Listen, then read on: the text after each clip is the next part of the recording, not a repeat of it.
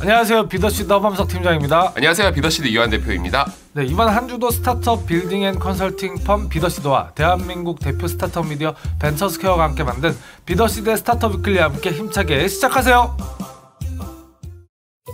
네, 그럼 먼저 투자 유치 소식 빠르게 가보겠습니다. 네, 글로벌 어트리뷰션 선두 기업인 앱스플라이어가 시리즈 D 추가 투자를 유치하면서 2011년 창립 이래 누적 3억 달러 이상의 투자금을 확보했습니다. 소식 전해주세요. 네, 앱스플라이어는 달라진 모바일 비즈니스 환경과 코로나19로 가속화되는 디지털 혁신에 빠르게 대응하며 시장에서 더욱 각광받는 모바일 마케팅 솔루션으로 성장했는데요. 현재 앱스플라이어는 모바일 앱을 위한 종합 어트리뷰션, 마케팅 애널리틱스, 프로드 방지, 마케팅 성과 증분 측정, 고객 경험과 고객 참여도 측정 및 최적화 툴을 비롯한 여러 솔루션을 지속적으로 개발하고 있으며 모바일 생태계 내 8천여 개 파트너사와 연동이 됩니다. 또한 앱스플라이어는 IDFA, 즉 광고주들을 위한 식별자, 이후 시대를 위한 개인정보 보호 중심 어트리뷰션 솔루션을 신속하게 개발하며 변화하는 트렌드에 대응하고 있습니다. 네, 이번 투자 유치를 통해서 앱스플라이어가 빠르게 변화하는 모바일 앱 업계에서 마케터와 앱 개발자 그리고 더 나아가 모바일 생태계 전체가 최적의 마케팅 툴을 갖출 수 있도록 한 걸음 더 나아갈 수 있길 바라겠습니다. 다음으로 생체 인증 핀테크 스타트업 위닝아이가 10억 원 규모의 프리시리즈 A 투자를 유치했다고 밝혔습니다. 소식 전해주세요. 네, 2015년에 설립된 위닝아이는 국내 최초로 비접속 생체 인식 기술을 상용화한 핀테크 스타트업으로 비대면 모바일 환경에 최적화된 비접촉 방식의 지문 인식, 장문 인식 솔루션을 제공하고 있습니다. 위닝아이는 지난 5월 삼성생명의 핵심 솔루션인 에록스 사인 버전 1.0, 즉 비접촉 지문 인증 전자사명 솔루션을 공급 계약 체결에 성공했습니다. 지난 11월 9일부터 정식 서비스를 시작하여 국내 최초로 전자사명만으로 보험 계약 체결이 완료되는 디지털 인프라 구축 기반을 마련했는데요. 이에 앞서 개발된 에이록스 팜 아이디 버전 3.0, 즉 비접촉 장문 인증 솔루션은 금융결제원과 연간 사용 라이선스 계약 체결을 완료하며 다수의 금융사 모바일 앱에서 로그인, 이체식 공인인증서 대체 수단으로 이용하고 있습니다. 네, 위닝아이의 투자 유치 축하드립니다. 앞으로도 코로나 시대에 필요한 비대면 기술을 위해 힘써 주시기 바랍니다. 다음으로 인공지능을 활용한 금융 투자 분야 핀테크 스타트업 콰라소프트가 35억 원 규모의 시리즈 A 투자를 유치했다고 밝혔습니다. 이에 따라 콰라의 총 투자 유치 금액은 중소기업청 민간 투자 주도형 기술 창업 프로그램 팁스를 포함해서 누적 53억 원을 달성했는데요. 소식 전해주세요. 네, 이번 투자금은 지난 4월 금융위원회로부터 혁신 금융 서비스로 선정된 모바일 소액 투자 플랫폼 고도화에 투입될 예정이라고 합니다. 이번 혁신 서비스는 미래에셋 대우와 콰라소프트의 모바일 서비스를 통해서 일반 투자자들이 해외 상장 주식을 소액으로 투자할 수 있도록 지원하는 서비스이고요. 고객과 콰라소프트는 각각 신탁업자와 특정 금전 신탁 계약을 체결하고 고객은 플랫폼에서 매매할 해외 주식의 수량, 금액 등을 직접 지시하게 됩니다. 이후 고객이 지시한 매매 수량이 소수점일 경우에는 최소 단위가 정수가 되도록 콰라소프트의 신탁 재산을 합한 수량으로 신탁업자가 해외 주식을 매매합니다.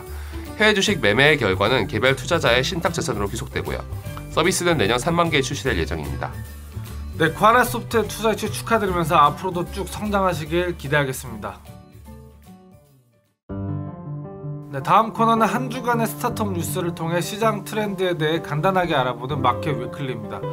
마켓 앤 마켓츠의 2019년 조사 자료에 따르면 글로벌 스마트시티 시장의 규모는 2018년 이후 연평균 18.4%의 성장을 보이면서 2023년에는 6,172억 달러, 우리나라 원화로 약 629조 원 규모로 성장이 예측된다고 합니다.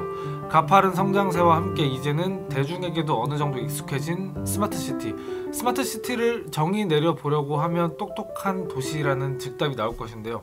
하지만 정확한 스마트시티의 정의를 내리는 사람은 많지 않습니다.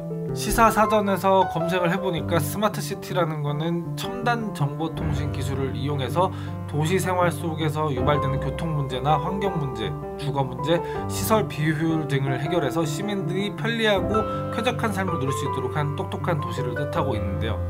최근 문재인 대통령은 스마트시티의 핵심으로 CCTV와 센서에서 수집된 도시 데이터를 활용해서 지능형 도시 운영 체계를 구축하는 것을 강조했으며 주거 등 도시 문제, 교통 그리고 스마트 물류를 별도로 언급했습니다.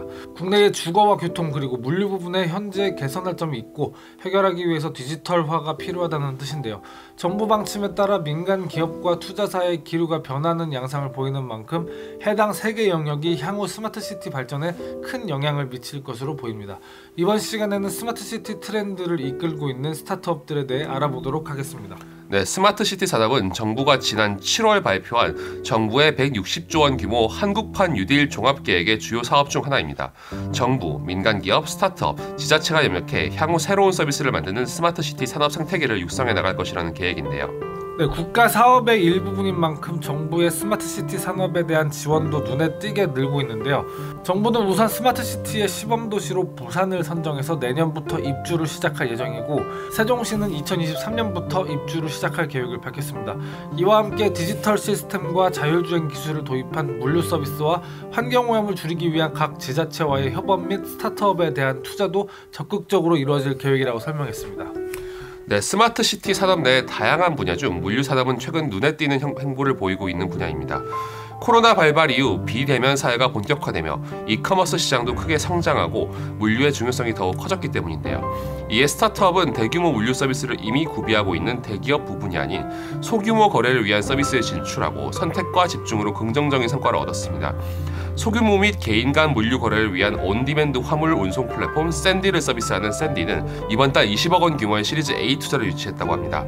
AI 기술에 기반해 화주에게 실시간 화물 운송 현황과 자동화 된 운송 경험을 제공하고 차주에게 선호하는 운송권을 매칭하는 시스템으로 니치 수요를 면밀히 파악했다는 평이 높습니다. 온라인 판매자를 위한 물류 서비스를 제공하는 아워박스도 이와 같은 맥락으로 지난 8월 100억 원 규모의 시리즈 A 투자를 유치했습니다. 아워박스는 냉장 냉동식품 전문 통합 물류 대행 스타트업으로 초기 진입이 어려운 소상공인의 물류를 대행하고 스타트업도 물류 대행업에 성공적으로 진출할 수 있음을 보여준 사례입니다. 네, 환경오염의 또 다른 원인 주거 쓰레기의 처리 문제 또한 반드시 해결해야 할 사회 문제로 떠오르고 있는데요. 이 분야에서 두각을 나타내는 스타트업은 어디가 있을까요? 네, 인공지능 폐기물 회수 로봇 서비스 슈퍼비는 AI 재활용 자판기 네프론을 서비스하는 소셜 벤처입니다. 네프론은 분리 배출된 물건을 스스로 인식해 보상까지 제공하는 기계로 깨끗한 분리수거 물품을 슈퍼빈 자판기에 넣으면 AI 기술로 물품을 인식한 뒤 거기에 맞는 포인트를 제공하고 있습니다. 수거된 물품은 네프론이 규격에 맞게 수거하고 분리해 잘못된 분리수거로 인한 처리되지 못하는 생활 쓰레기의 양을 획기적으로 줄일 수 있다는 장점이 있는데요. 이와 같은 기술력을 인정받아 슈퍼비는 총 200억 원 규모의 시리즈 B 유치를 확정한 바 있습니다.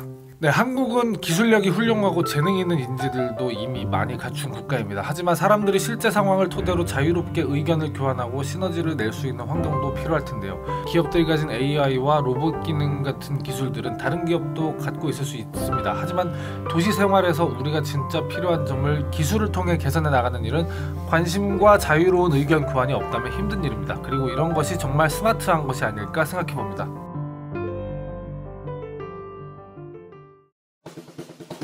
네, 이번 코너는 스타트업들에게 필요한 행사 그리고 지원 사업을 큐레이팅해주는 센서블 컴퍼니와 함께하는 행사와 공모 소식입니다. 현대자동차 그룹이 오픈 이노베이션 플랫폼 제로원 엑셀러레이터의 스타트업 공개 모집을 시작한다고 밝혔습니다. 소식 전해주세요. 네, 제로원 엑셀러레이터는 현대차 그룹 소속 현업팀이 직접 발제한 프로젝트를 기반으로 우수한 역량을 가진 스타트업을 발굴해 협업 프로젝트를 구축하고 다양한 혁신 기술의 전략적 활용 가능성을 검증 및 개발하는 프로그램입니다. 최종 선발되어 현업팀과의 협업 프로젝트가 성사될 시에는 프로젝트 개발 비용이 지원되며 해당 스타트업은 제로원 엑셀러레이터의 지분 투자 검토 대상으로 선정됩니다. 지원 시점에 법인 설립이 완료된 스타트업만 지원이 가능하며 지원 접수는 12월 27일까지 제로원 엑셀러레이터 지원 페이지를 통해 할 수 있습니다. 최종 결과는 서류 및 인터뷰 심사 등의 과정을 거쳐 2021년 2월 초에 발표된다고 합니다. 네, 제로원은 유망 스타트업을 발굴 및 육성하는 일반적인 기업 엑셀러레이터의 역할을 넘어 창의 인재들이 예술과 기술 그리고 비즈니스의 경계를 허무는 창의적 경험을 통해 새로운 영감을 얻을 수 있도록 다양한 지원을 아끼지 않고 있는데요. 관심 있으신 분들의 많은 참여 바라겠습니다.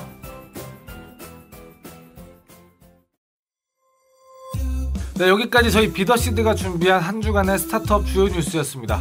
계속해서 저희 위클리를 들어주시는 분들 너무 감사합니다. 뉴스와 관련된 보다 더 자세한 소식은 벤처스퀘어 홈페이지를 확인해 주시면 됩니다.